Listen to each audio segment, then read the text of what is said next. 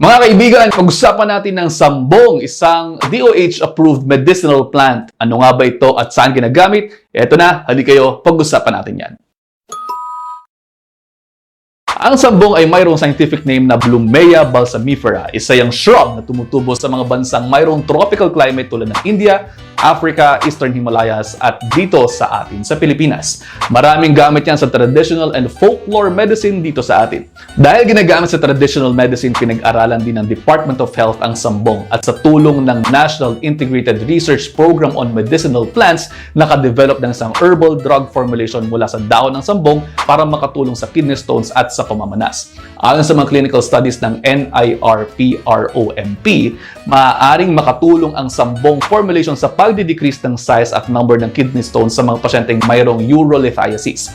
Mayroon din itong diuretic effect na sinasabing comparable sa mga thiazide diuretics. Actually, mayroon ding ilang mga pag-aaral pa na nailathala sa American Society of Nephrology na nagkaroon ng same results at yung iba pa nga ay naging stone-free. Pero hindi porke narinig natin na may ganyang mga pag-aaral ay lalaklak na agad kayo ng sambong ha. Pinakamainam pa din na magpakonsulta sa inyong mga doktor dahil mayroong mga criteria lamang din sa pagbibigay ng sambong para sa urolithiasis. Yung sa pag-aaral na na-publish sa American Society of Nephrology ay mayroon lamang silang mga ureter stones na less than 5 mm. Dahil isang diuretic ang sambong, sinasabing maaari din itong makatulong sa hypertension at fluid retention o pamamanas. Diuretic, ibig sabihin nakapagpapaihi sa pasyente kaya naka-remove ito ng excess fluid at sodium, kaya naman sinasabing nakatutulong para makapagpababa ng blood pressure. Ang powdered sambong leaves ay available sa 250 mg tablets sa DOH Pitak at sa iba ring mga drugstores. Pero kung gusto po ninyong mag-prepare ng tea, ang traditional way ng paggawa niyan ay 50 grams ng sambong leaves and then syempre dapat malinis at mahugasan na.